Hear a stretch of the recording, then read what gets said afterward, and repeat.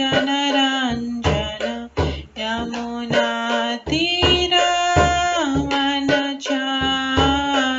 यमुनातीरवनचारि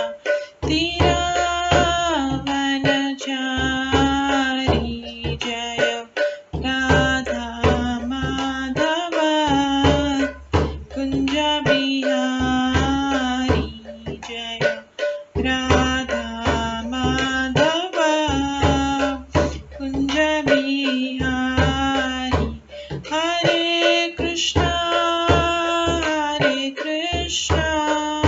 कृष्णा कृष्णा हरे हरे हरे राम राम राम हरे हरे हरे कृष्णा कृष्णा कृष्णा हरे हरे हरे राम राम राम हरे हरे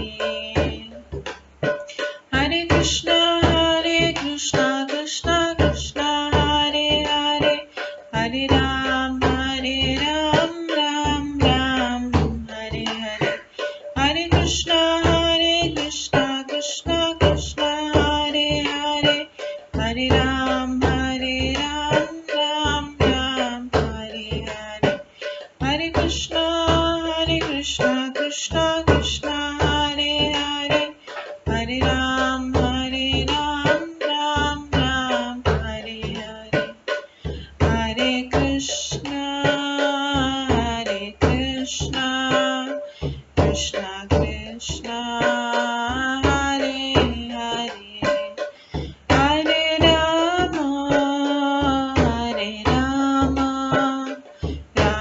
राम हरे हरे हरे कृष्णा कृष्णा कृष्णा हरे हरे हरे राम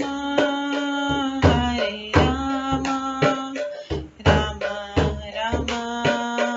हरे हरे जय राधा माधव राधे जय राधा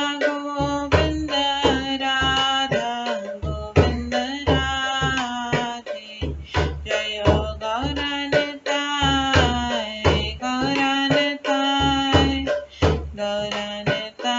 जय गौरनिताय जय जय प्रभुपाद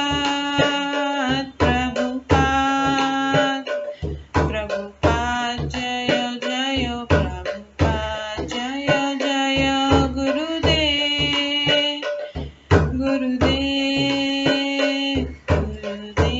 जय जय गुरुदेव नित्य गौर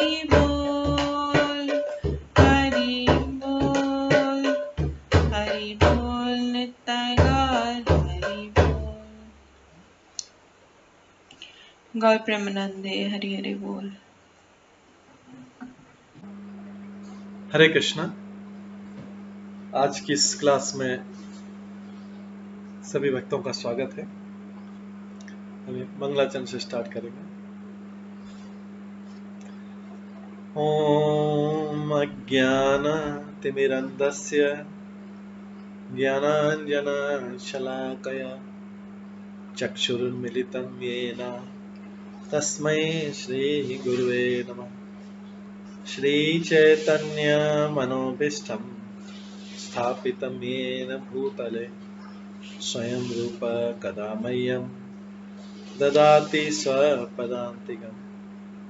वन्देऽहं श्रीगुरो श्रीयुतपदकमलं श्रीगुरुं वैष्णवांश्च श्रीरूपं साग्रजातं सहगण रघुनाथान्वितं तं सजीवम् साद्वैतं सावधूतं परिजनसहितं कृष्णचैतन्यदेवं श्रीराधा कृष्णपादान् सहगण ललिता श्री विशाखान्वितांश्च नमो विष्णुपदाय कृष्णपृष्ठाय भूतले श्रीमते भक्तिवेदांत स्वामिन्निति नामिने नमस्ते सरस्वती देवे गौरवाणी प्रचारिणे निर्विशेष शून्यवादी पाश्चात्य देशातारिणे वाञ्छाकल्पतरुभ्यश्च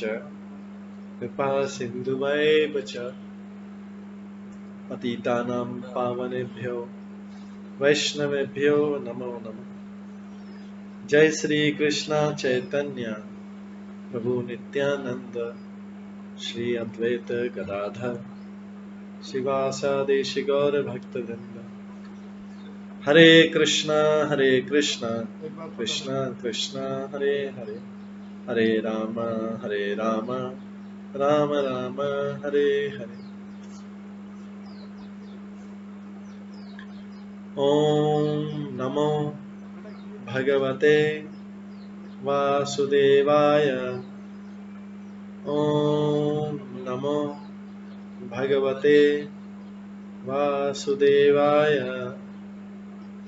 ओम नमो भगवते वासुदेवाय। नारायणं नमस्कृत्य नरं चैव नरोत्तमं देवीं सरस्वतीं व्यासं ततो जयमुदीरये। नष्टप्रायेषु भद्रेषु नित्यं भागवत सेवया भगवते उत्तम श्लोके भक्तिर्भवति नैष्ठिकी।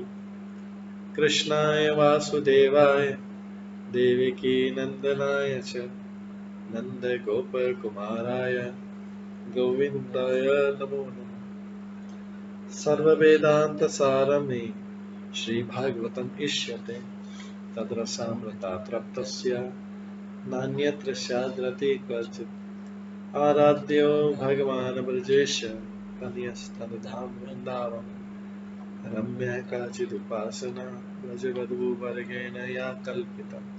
श्रीमद्भागवतं प्रमाणम् अमलं प्रेम कुमार्थमः श्रीचैतन्य महाप्रभुमतम् इदं तत्रादरो न परम्। मूकं करोति वाचालं पङ्गुलङ्घयते गिरिं यत्कृपातमहं वन्दे परमानन्दमाधवम्। हरे कृष्णा।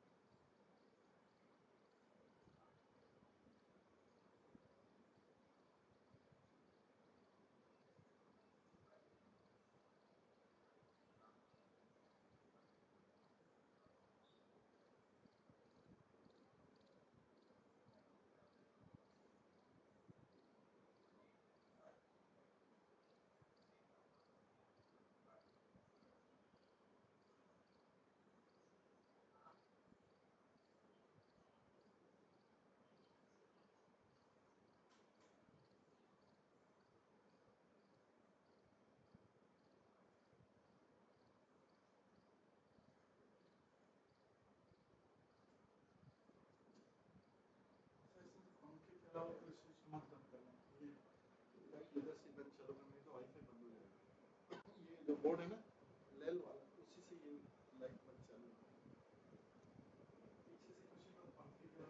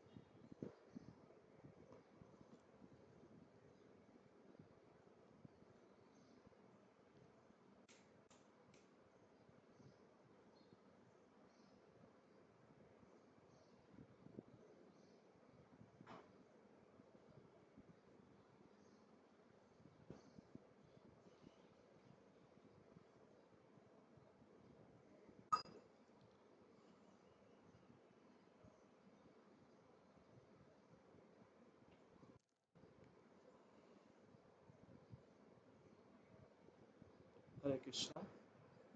आज की इस क्लास में सभी भक्तों का स्वागत है।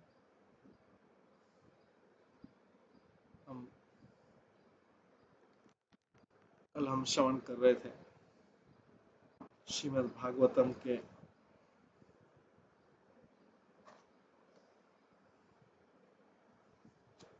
11वें स्कंद के 21वें अध्याय से, जिसमें भगवान उद्धव को बता रहे हैं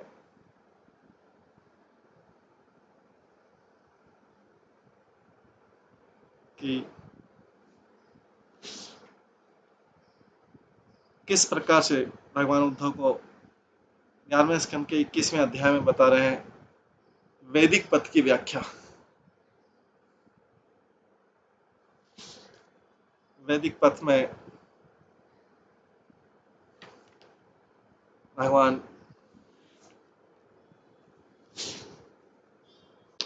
उद्धव को कह रहे हैं, हे संत उद्धव, मैंने भौतिकतावादी कर्मों पर प्रतिबंधित करने के लिए ये सुनिश्चित किया कि देश, काल तथा सारी भौतिक वस्तुओं में से कौन सी उचित है और कौन सी अनुचित है।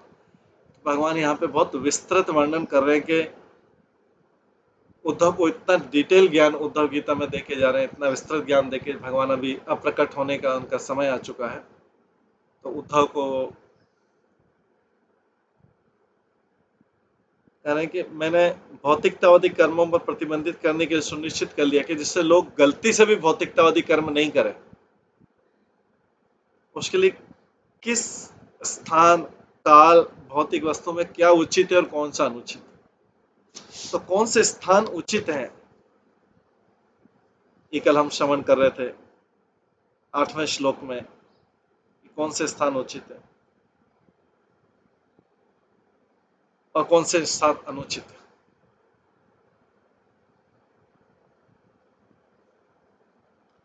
अकृष्ण सारद, कल भागवत के 8वें श्लोक, अकृष्ण सारदेशानाम अब्रह्मण्य अशुचि भवेत्, कृष्ण सारपि असो वीर कीकट असंस्कृत इरणम। स्थानों में वे स्थान दूषित माने जाते हैं जो धब्बेदार 12 सिंगों से रहित होते हैं।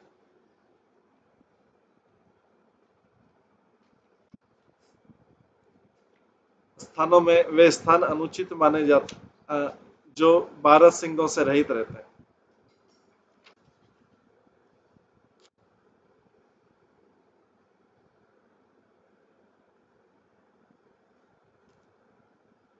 जो ब्राह्मणों की प्रति भक्ति से रहित स्थान,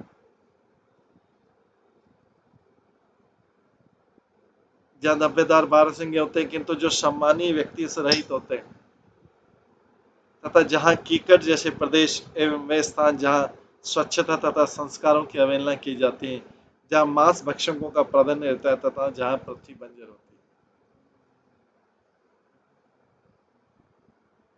तो तात्पर्य कृष्ण सार का शब्द है, श्री कृष्ण सार शब्द है धब्बेदार 12 सिंगे का सूचक, जिसका चर्म ब्रह्मचारी वटु गुरु आश्रम में निवास करते समय पहनते हैं, इसलिए वो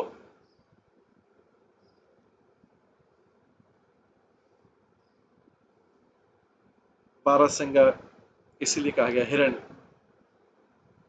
ब्रह्मचारी कभी जंगल में शिकार नहीं करते, अपितु मरे हुए 12 सिंगों का चर्म ग्रहण करते हैं। धब्बेदार अर्थात श्याम 12 सिंगे का चर्म वैदिक यज्ञ के समय दीक्षा ग्रहण करने वाले भी धारण करते हैं। चूंकि ऐसे प्राणियों से विहीन स्थानों में ठीक से यज्ञ नहीं किए जा सकते, इसलिए ऐसे स्थान अशुद्ध है।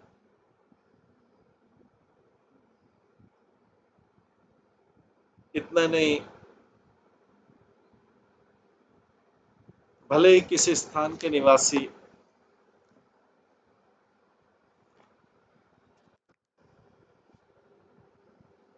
भले किसी स्थान के निवासी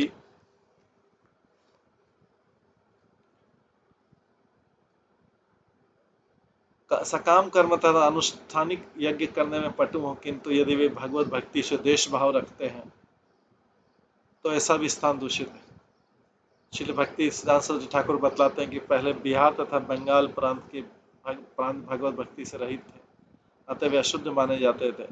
लेकिन तत्पश्चात जब जयदेव जैसे महान वैष्णव इन स्थानों में उत्पन्न हुए तो उन्होंने उन प्रांतों को पवित्र स्थल बना दिया। असोवीर शब्द है इसमें, जो शब्द उन स्थानों का सूचक है जो सोवीर अर्थात सामान्य सम्मान्य साधु पुरुषों से विहीन है। सामान्यतः जो व्यक्ति राज्य के नियमों का पालन करता है वह सम्मानीय नागरिक माना जाता है।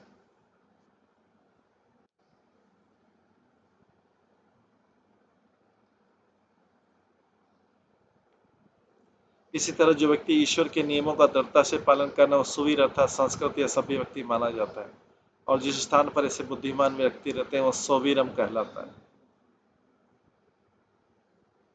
कीकेट जो है वर्तमान बिहार राज्य का द्योतक है, जो परंपरा से असभ्य लोगों की रियासत माना जाता है, किंतु ऐसे प्रांतों में भी जिस स्थान पर संत पुरुष एकत्र हो पवित्र माना जाता है। दूसरी ओर सामान्य व्यक्तियों वाला प्रांत भी पापी लोगों की उपस्थिति से तुरंत दूषित हो जाता है।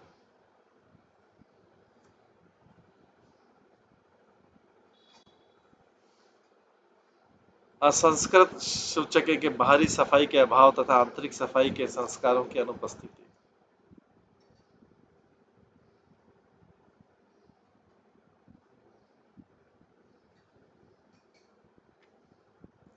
श्री मध्वाचार्य ने स्कंद पुराण से उद्धरण किया कि धार्मिक व्यक्ति को नदियों, सागरों, पवित्र कुटियों तथा जंगलों, आध्यात्मिक शहरों या उन स्थानों से 8 मील के घेरे के अंदर रहना चाहिए जहाँ शालिग्राम शिला पाया जाता हो।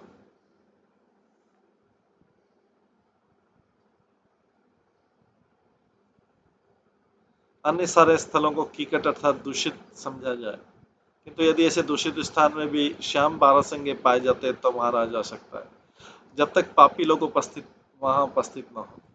किंतु यदि व्यावहारिक अधिकार सम्मानित अधिकारियों के हाथ में हो तो पापी लोगों के उपस्थित होने पर भी वहां रहा जा सकता है।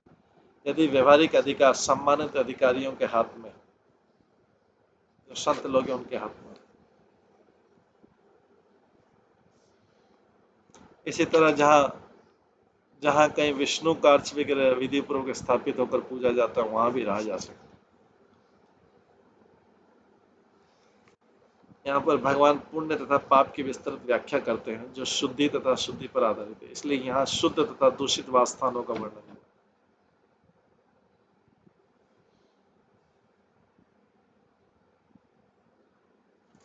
कर्मण्यो गुणवान कालो द्रव्यत स्वतएव वा यत निवर्तते कर्मस्य दोषो अकर्म स्मरतः।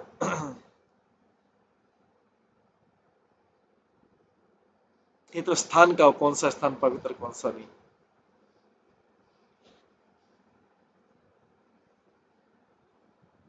दूसरा है काल, मतलब भगवान स्थान के बारे में बता रहे हैं कि कौन सा स्थान पवित्र है, कौन सा स्थान पवित्र नहीं है।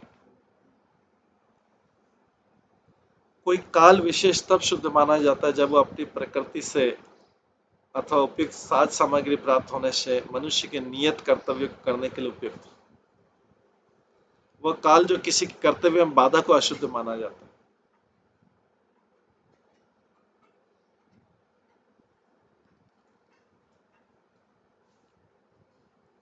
तात्पर्य शुद्ध तथा अशुद्ध स्थानों की व्याख्या करने के बाद अब भगवान काल के विभिन्न गुणों की व्याख्या कर रहे हैं। कुछ काल जैसे ब्रह्म मुहूर्त, सूर्योदय से कुछ घंटे पूर्व आध्यात्मिक उन्नति के लिए शुभ माने जाते हैं। अन्य काल जो स्वयं में शुद्ध नहीं होते वे भौतिक संपन्नता प्राप्त होने पर शुभ हो जाते हैं, जिससे जीवन का लक्ष्य सरल हो जाता है।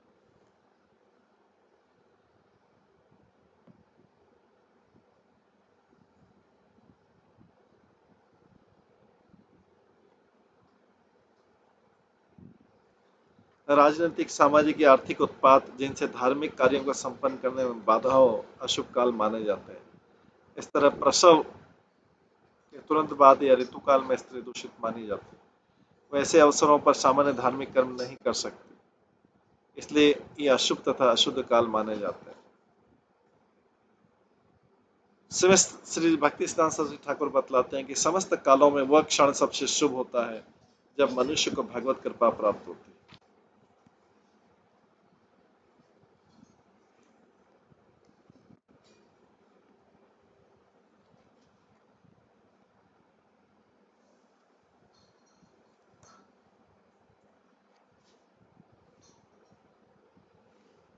वो काल, यदि वह इंद्रिय तृप्ति के वशीभूत होकर भगवत भक्ति की उपेक्षा करता है तो वह निश्चित रूप से अशुभ काल में रहता है।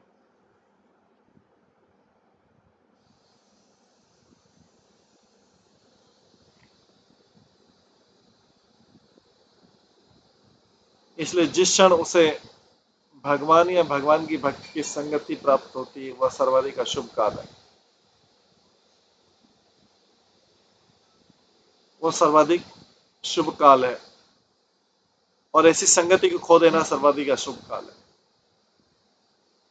दूसरे शब्दों में जीवन की सिद्धि एकमात्र कृष्ण भावनामृत है, जिससे मनुष्य भौतिक प्रकृति के तीनों गुणों द्वारा उत्पन्न काल तथा देश के वेतों को पार कर सके।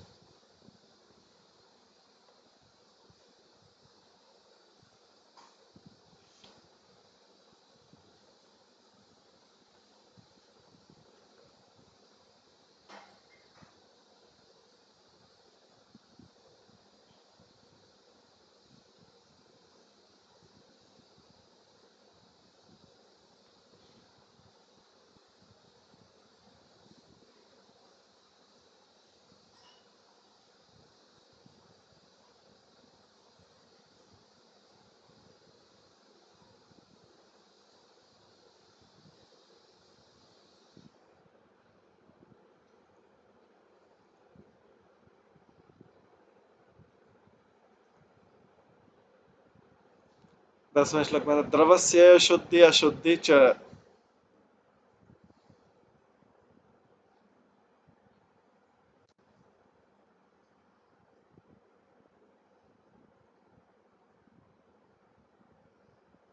द्रव्येण वचनेन च संस्कारेण अथ कालेन महत्व अल्पतया अथवा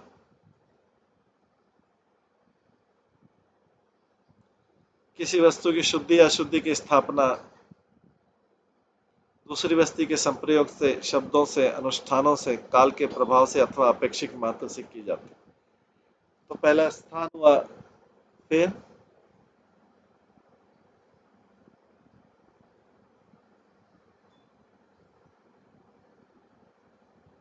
पहला स्थान था, दूसरा काल था। वस्तु,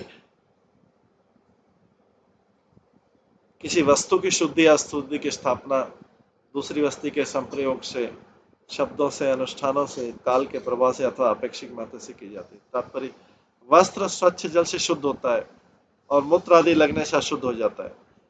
शुद्ध ब्राह्मण के शब्द शुद्ध होते हैं, किंतु भौतिकतावादी व्यक्ति के शब्द काम तथा द्वेष से दूषित है। साधु भक्त वास्तविक शुद्धि की व्याख्या अन्यों से करता है, किंतु अभक्त झूठा प्रचार करता है, जिससे अबोध लोग दूषित पाप कृत्य करने लगते।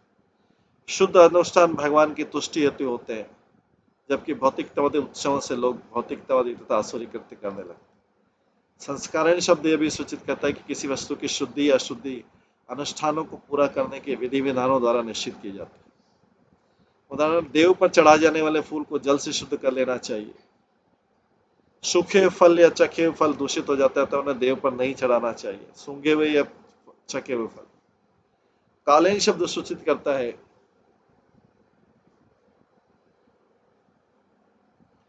कि कुछ वस्तुएं काल द्वारा शुद्ध होती है और कुछ अशुद्ध। जैसे वर्षा का जल 10 दिनों अथवा आपातकाल में 3 दिनों के बाद शुद्ध माना जाता है। दूसरी ओर कुछ भोजन समय के साथ सड़ने लगते हैं और इस तरह अशुद्ध बन जाते हैं। महत्व सूचित करता है कि बड़े बड़े जलाशय भी दूषित नहीं होते हैं। अल्पतया का अर्थ है थोड़ी मात्रा में जल आसानी से दूषित हो जाता है। इस तरह महात्मा जन भौतिकतावादी व्यक्तियों की यदाकदा संपर्क से दूषित नहीं होते, किंतु जो व्यक्ति अत्यल्प ईश्वर भक्ति करते हैं वे कुसंगति में पढ़कर आसानी से संशयग्रस्त हो जाते हैं।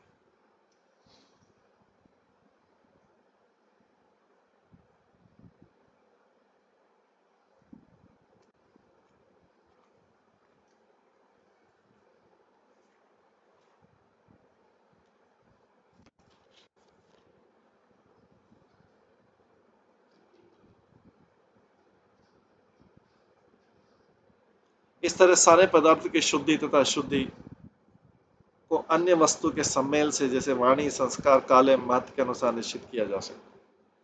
विश्वनाथ चक्री ठाकुर की टिप्पणी के अशुद्ध या सड़ा अथवा बासी भोजन सामान्य व्यक्ति के लिए तो वर्जित है, किंतु जिन्हें कोई जीविका का साधन नहीं हो उनके लिए क्षम्य है।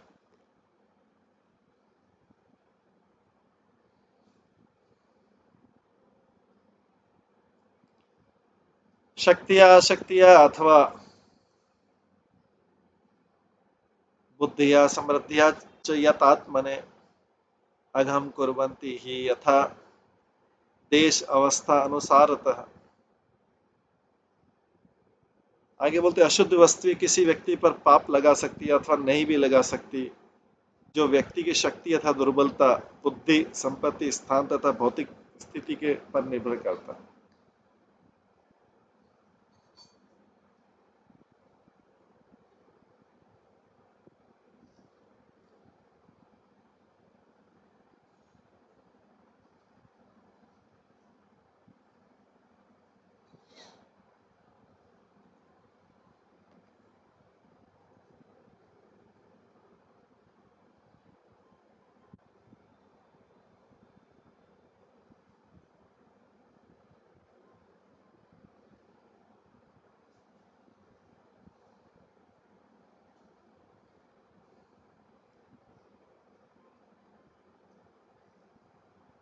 तात्पर्य भगवान ने विभिन्न देशों, कालों तथा वस्तुओं की शुद्धि तथा अशुद्धि का वर्णन किया।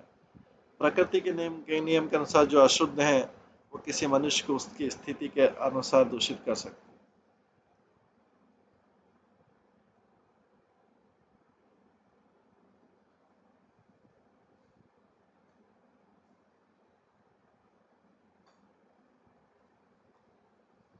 विशेष अवसरों पर जैसे सूर्य ग्रहण पर या शिशु के जन्म के तुरंत बाद कर्मकांडी आदर्शों के अनुसार भोजन ग्रहण नहीं करना चाहिए।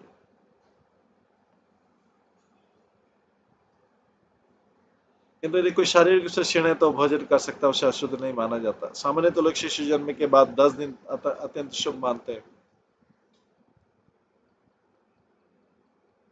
किंतु जो विद्वान है वो जानते कि अवधि वस्तुतः अशुद्ध होती है।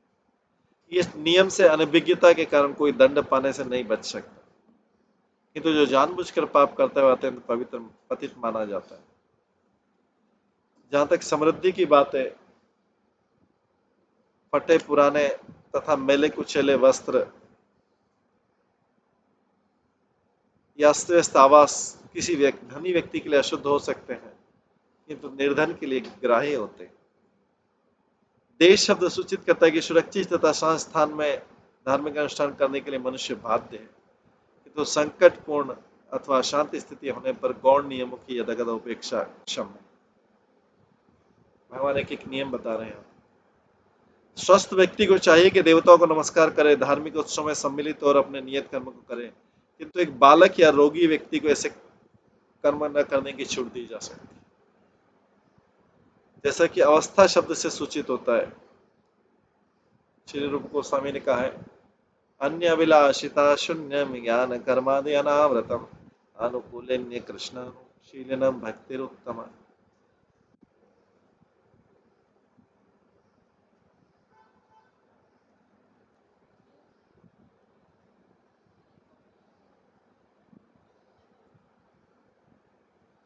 मनुष्य को चाहिए कि वो भगवान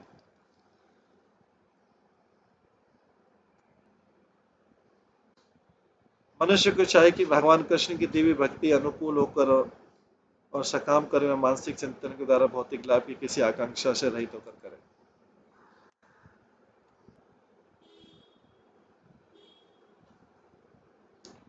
मनुष्य को चाहिए कि भगवान कृष्ण की दिव्य भक्ति अनुकूल होकर और सकाम कर्म में मानसिक चिंतन द्वारा भौतिक लाभ की किसी आकांक्षा से रहित होकर करे।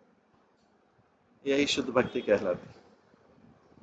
जो वस्तु भगवान कृष्ण की भक्ति के अनुकूल हो उसे स्वीकार करें और जो अनुकूल न हो उसका बहिष्कार करें।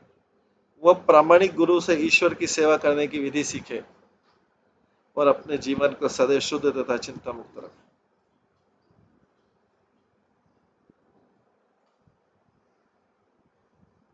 किंतु भौतिक वस्तु की सापेक्ष शुद्धि तथा अशुद्धि पर विचार करते समय सामान्यतः उपयुक्त सारी बातों को ध्यान में रखें।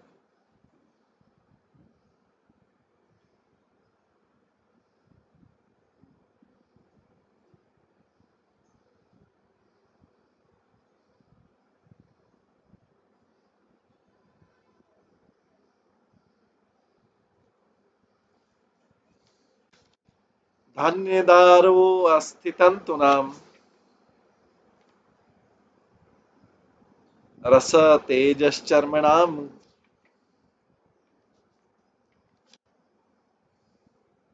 काल वायु अग्निमृत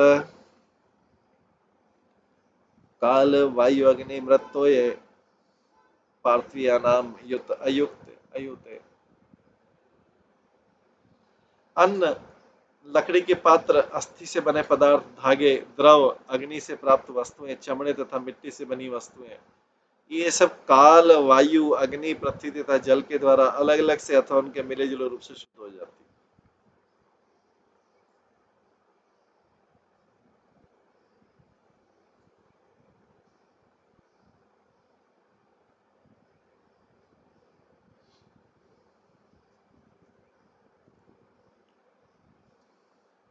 अमेध्य लिप्तम यत येन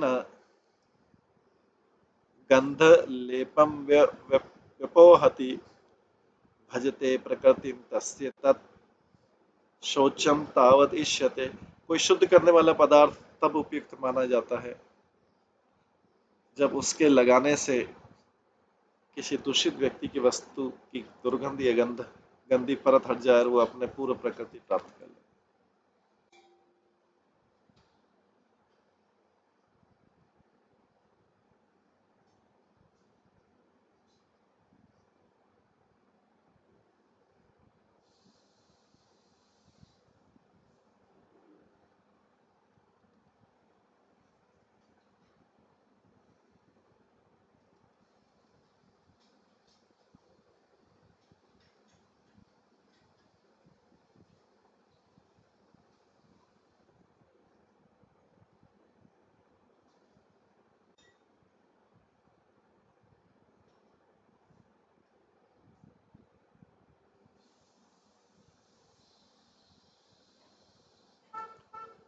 कोई शुद्ध करने वाला पदार्थ तब उपयुक्त माना जाता है जब उसके लगाने से किसी दूषित व्यक्ति की दुर्गंध या गंदी परत हट जाए और वह अपने पूर्व प्रकृति को प्राप्त कर ले।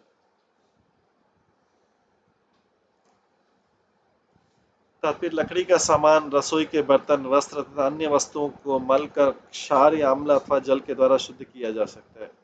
उससे उन वस्तुओं की दुर्गंध अथवा शुद्ध परत निकल जाती है और वे अपने पूर्व स्वच्छ गुण को प्राप्त कर लेते हैं।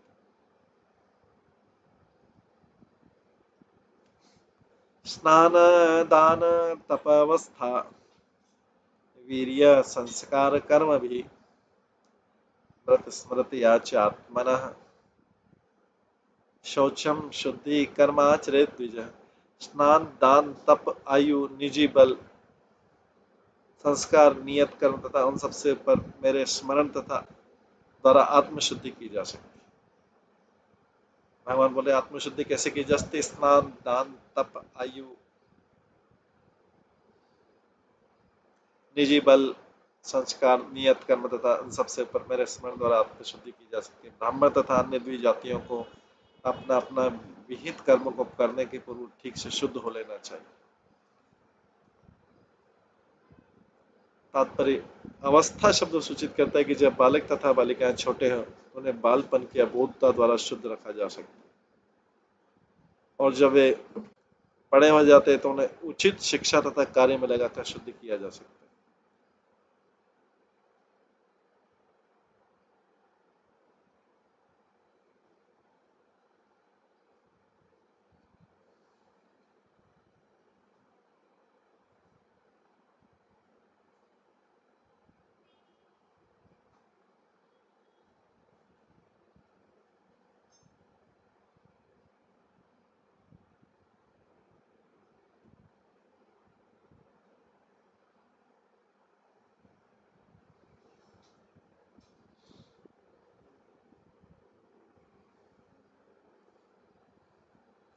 मनुष्य को अपने सामर्थ्य के बल पर पाप कर्मों तथा इंद्रिय तृप्ति की ओर उन्मुख लोगों की संगति से बचना चाहिए।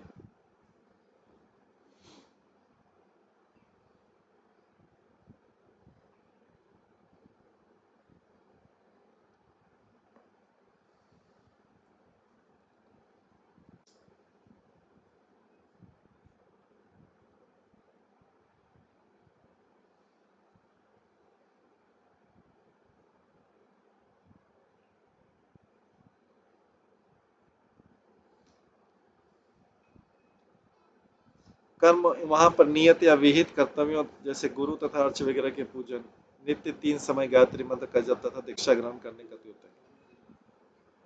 वर्णाश्रम प्रणाली के नियत कर्म स्वतः मनुष्य को अपनी शारीरिक उपाधियों को उपयुक्त धार्मिक कार्यों में लगाकर मिथ्या अहंकार के आवरण से शुद्ध कर देते।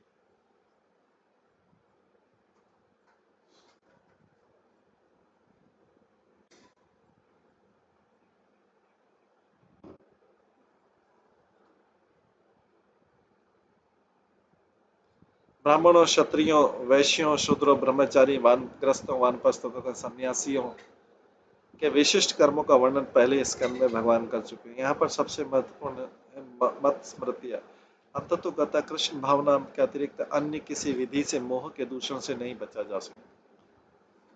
प्रकृति के गुणों में सतत रूप से अंतःक्रिया होती रहती है, जिससे मनुष्य कभी तमो गुण में जा गिरता है तो कभी सतोगुण को प्राप्त करता है। इस तरह माया जगत में व्यर्थ ही चक्कर लगाता रहता है। किंतु कृष्ण भावनामृत द्वारा परम सत्य की इच्छा के विरुद्ध कर्म करने की अपनी प्रवृत्ति को उखाड़ कर फेंक सकता है।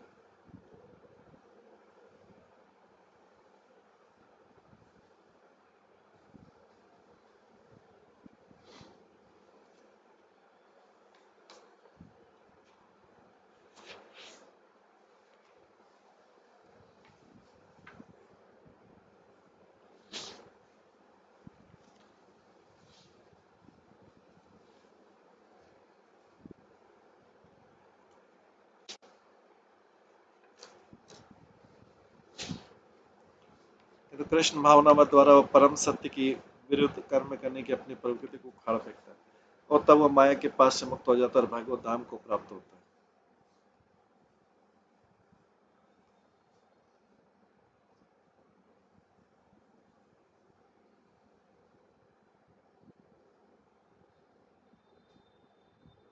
अपवित्र पवित्रो वा सर्वावस्थां गतोपि वा या स्मरेत पुंडरीकाक्षं स बाह्याभ्यंतरे शुचि। कोई चाहे शुद्ध हो या दूषित हो, उसकी बाह्य स्थिति चाहे जैसी भी हो, यदि वो कमल नेत्र भगवान का स्मरण करता है तो अपने जीवन को बाहर तथा भीतर से स्वच्छ कर सकता है।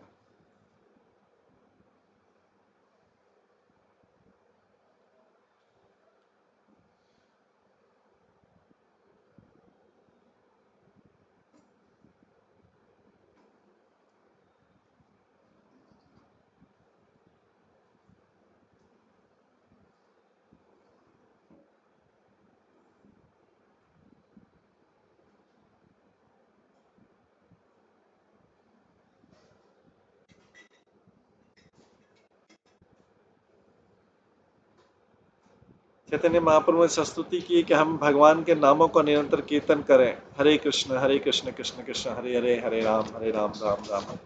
अपने जीवन को शुद्ध बनाने के लिए इच्छुक हर व्यक्ति के लिए दिव्य विधि अनिवार्य है।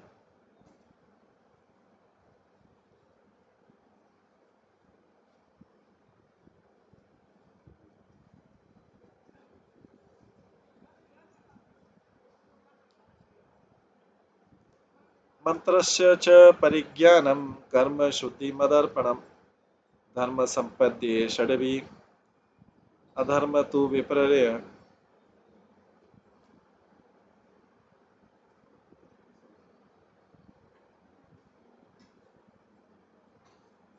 मंत्र तब शुद्ध होता है जब उसका समुचित ज्ञान के साथ उच्चारण किया जाए।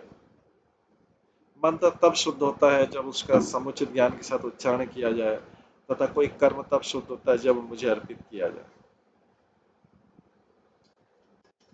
इस तरह स्थान, काल, वस्तु, कर्ता, मंत्र तथा कर्म की शुद्धि से मनुष्य धार्मिक बनता है। उन छहों की उपेक्षा करने से वह अधार्मिक माना जाता है।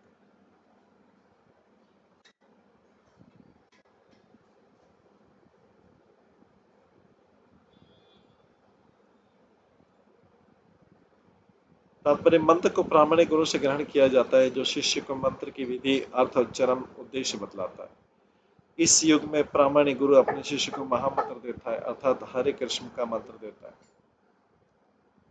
जो व्यक्ति अपने को भगवान का दास मानता हुआ इस मंत्र का कीर्तन करता है, वो धीरे धीरे निरपराध विधि से कीर्तन करना सीख जाता है और इसे शुद्ध कीर्तन से वो जीवन की सर्वोच्च सिद्धि प्राप्त करता है।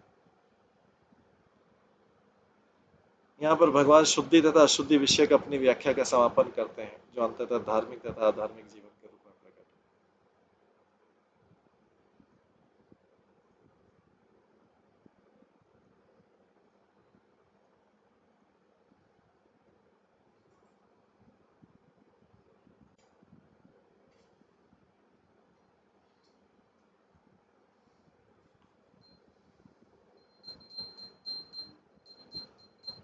क्वचित् क्वचित् गुणापि दोष स्यात् दोष अपि विधिना गुण गुण दोषार्थ नियम तत्विधाम एव बाधते। कभी पुण्य पाप बनता है और कभी वैदिक आदेशों के बल पर पाप पुण्य बन जाता है। ऐसे विशिष्ट नियमों से पुण्य और पाप का स्पष्ट अंतर मिट जाता है। यहाँ पर भगवान स्पष्ट बतलाते हैं कि भौतिक पुण्य तथा पाप सापेक्ष मान्यता है।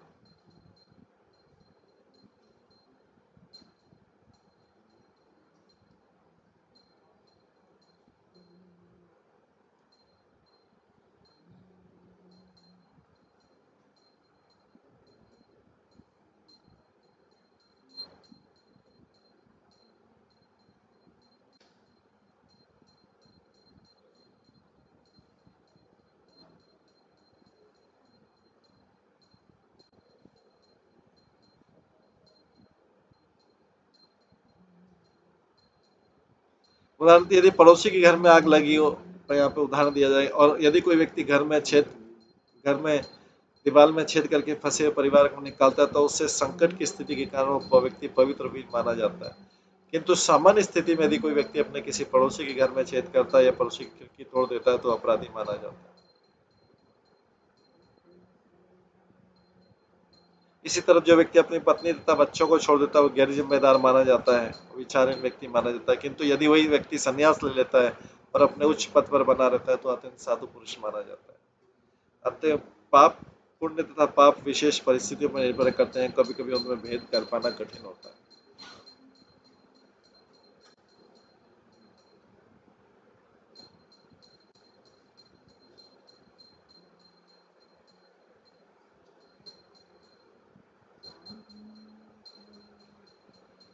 श्री मध्वाचार्य के अनुसार 14 वर्ष से अधिक आयु के व्यक्ति अच्छे तथा बुरे का अंतर करने में समर्थ हो जाते हैं, अतः वे अपने पवित्र तथा पापपूर्ण कार्यों के लिए स्वयं जिम्मेदार है।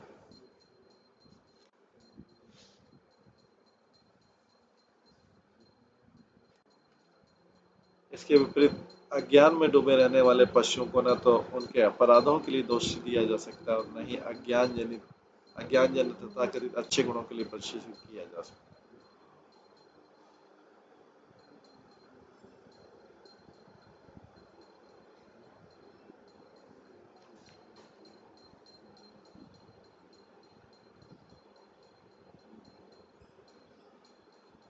जो मनुष्य यह सोचकर कि जैसा चाहो करो और उसके लिए किसी तरह का दोष स्वीकार न करो, ये पशुओं जैसा कर्म करते हैं, निश्चय उन्हें अज्ञानरत पशुओं के रूप में जन्म लेना पड़ेगा।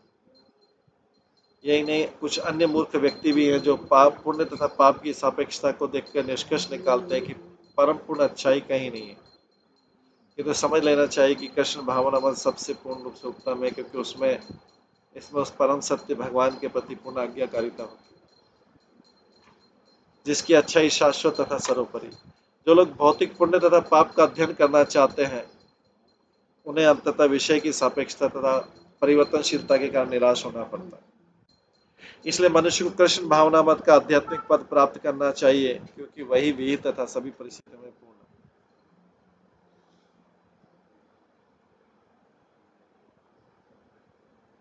तो भगवान यहाँ पे सारी चीजों के लिए कौन जिम्मेदार है कौन नहीं, सारी चीजों के लिए बता रहे।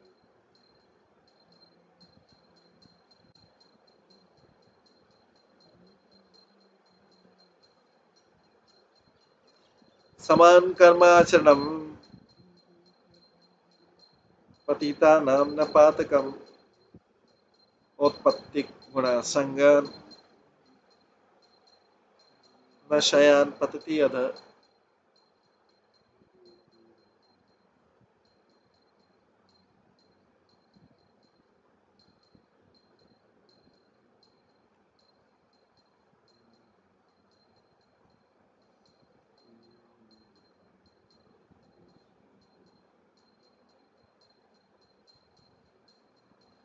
जिन कर्मों से एक उच्चासीन व्यक्ति नीचे गिरता है, उन्हीं के द्वारा वे व्यक्ति नीचे नहीं गिरते जो पहले से गिरे हुए। निसंदेह जमीन पर लेटा व्यक्ति नीचे और कैसे गिर सकता है। तो वो भौतिक संगति जो मनुष्य के अपने स्वभाव द्वारा निर्देशित होती है सद्गुण मानी जाती है।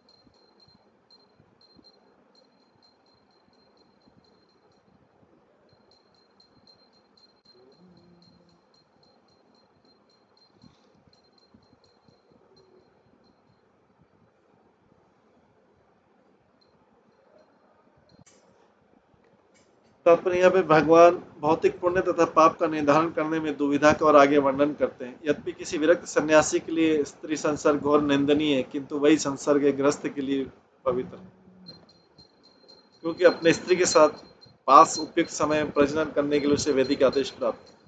इसी तरह यदि कोई ब्राह्मण मद्यपान करता है तो अत्यंत निंदनीय कर्म माना जाता है, किंतु जो एक शूद्र जो सीमा के अंदर मद्यपान करता है वो आत्मसंयमी माना जाता है। अतः भौतिक स्तर पर पुण्य और पाप सापेक्ष विचार है, किंतु दीक्षा प्राप्त करने वाले किसी व्यक्ति को 4 नियम का कड़ाई से पालन करना रहता है। मांस मछली अंडे न खाना, अवैध योग का परित्याग, नशा न करना तथा जुआ न खेलना। यदि कोई दीक्षा प्राप्त व्यक्ति इन नियमों की अवहेलना करता है तो निश्चय मोक्ष के उच्च पद से नीचे गिर जाएगा।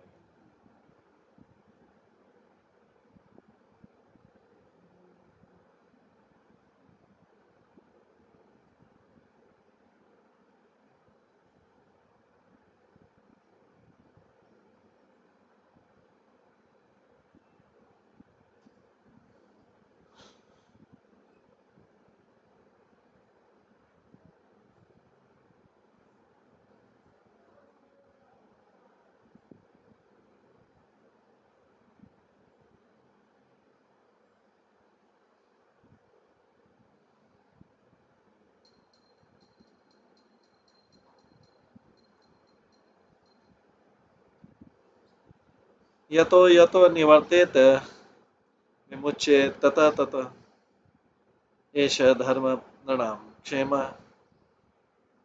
शोक मोह भयापह। किसी पाप पुण्य या भौतिकतावादी कर्म से अपने को दूर रखते हुए मनुष्य उसके बंधन से मुक्त हो जाता है।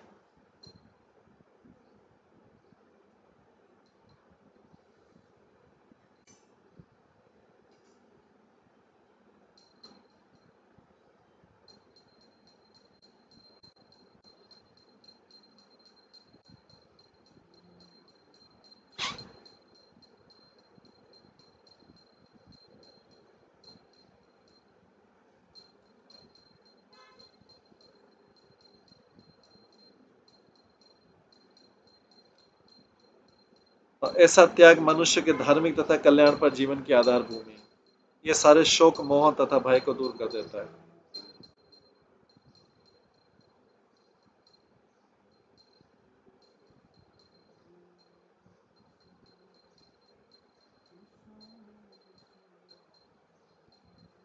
चैतन्य चेतावन में कहा गया, महाप्रभु भक्तगण है न वैराग्य प्रधान जहाँ देखिए पतिता हन घोर भगवान।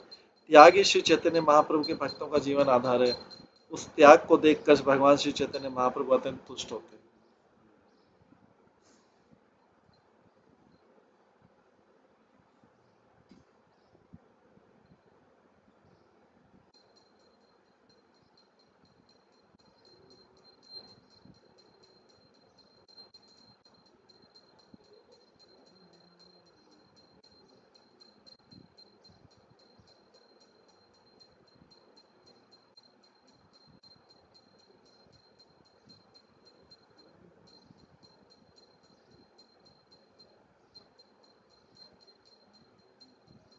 चैतन्य चेतावन ने कहा कि महाप्रभु भक्त गण वैराग्य प्रधान जहाँ देखी प्रीतहन गौर भगवान। त्यागी श्री चैतन्य महाप्रभु के भक्तों का जीवन आधार है। इस त्याग को देखकर भगवान चैतन्य महाप्रभु अत्यंत तुष्ट होते हैं।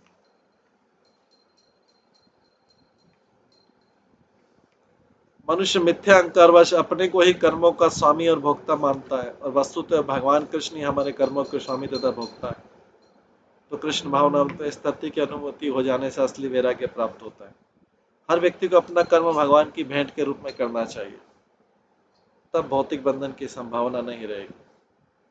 भागवत गीता में भगवान कृष्ण ने स्पष्ट बतलाया कि जब नियत कर्मों को भगवान की भेंट मानकर किया जाता है तो भाव बंधन से छुटकारा मिलता है।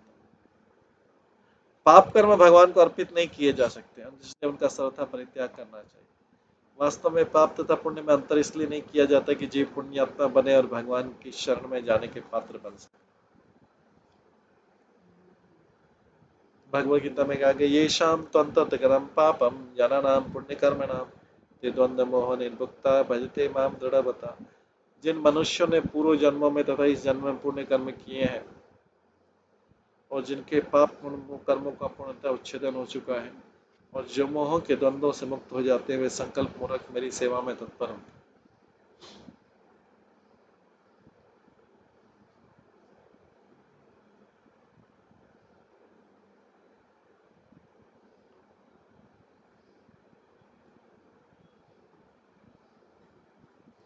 पुण्य कर्म के द्वारा मनुष्य का जीवन कल्याणप्रद हो जाता है तथा शोक मोह भय से मुक्त हो जाता है और तब वो कृष्ण भावना के पथ को अपना सकता है।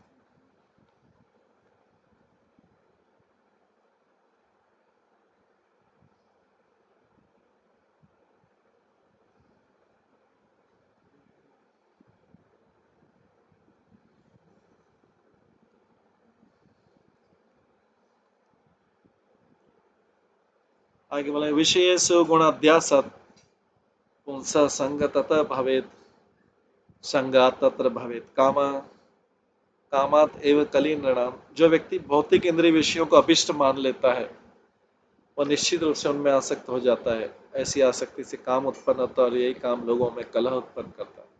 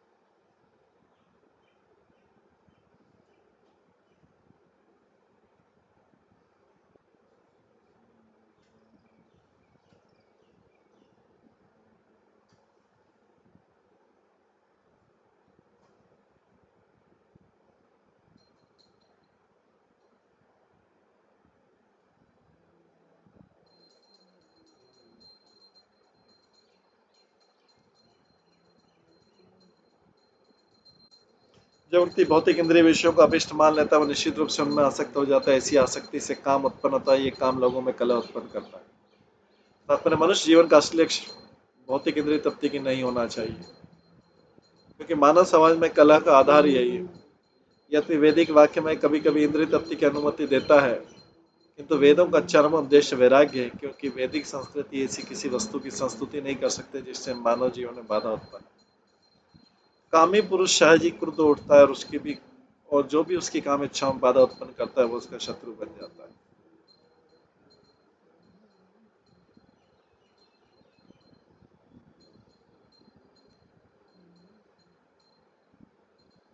क्योंकि उसकी यौन इच्छाएं कभी भी तुष्ट नहीं की जा सकती, इसलिए कामी पुरुष अपनी संगिनी से असंतुष्ट रहने लगता है और इस तरह प्रेम घृणा का संबंध स्थापित हो जाता है।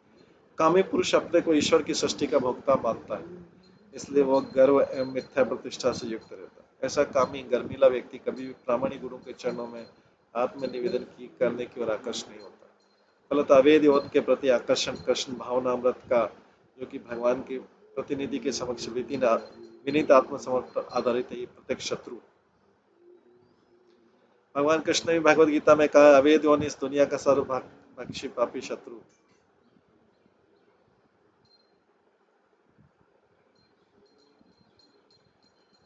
क्योंकि आधुनिक समाज में पुरुषों तथा स्त्रियों को परस्पर मिलने जुलने की छूट दी गई, इसलिए नागरिकों को संभवतः शांति नहीं मिल पा रही। तो सामाजिक जीवन के लिए संघर्ष मानव नियम बन चुका है।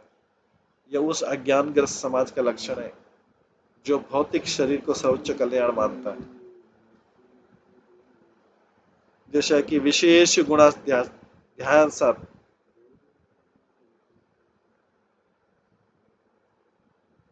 इसमें श्लोक सोचता है जैसे ध्याय तो विषयाम पुंस आता है, उसी प्रकार से ये विषयेषु गुण अध्यासत पुंस संगततः भवेत्, संगात तत्र भवेत् काम कामात एव कलीन।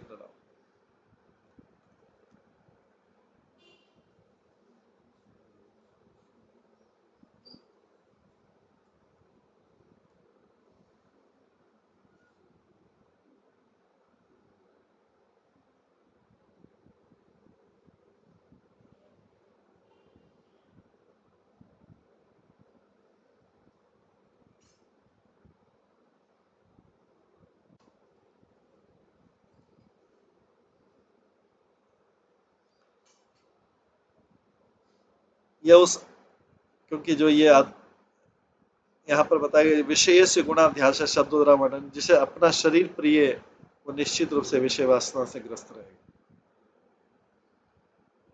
जिसे अपना शरीर प्रिय और निश्चित रूप से विषय वासना से ग्रस्त रहेगा।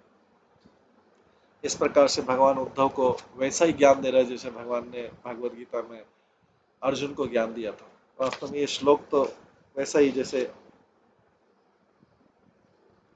भागवत गीता का श्लोक के ध्याय तो विषयाम संगस्त हो जाए थे। इस प्रकार से भगवान पूरे विस्तृत रूप से उद्धव को व्याख्या कर रहे हैं। आज हम इसको यहीं पे विराम देते हैं और इसके पश्चात जो आगे का है वो कल की क्लास में श्रवण करेंगे। सभी भक्तों का बहुत बहुत धन्यवाद। सभी भक्तों के लिए एक बार हरे कृष्ण महामंत्र का पाठ करते हैं। हरे कृष्णा कृष्णा कृष्णा हरे हरे, हरे राम राम राम हरे। श्रीमद् भागवतम महापुराण की जय, श्रील प्रभुपाद की जय, सभी भक्त गणों की जय, सभी आचार्य गणों की जय। हरे कृष्ण।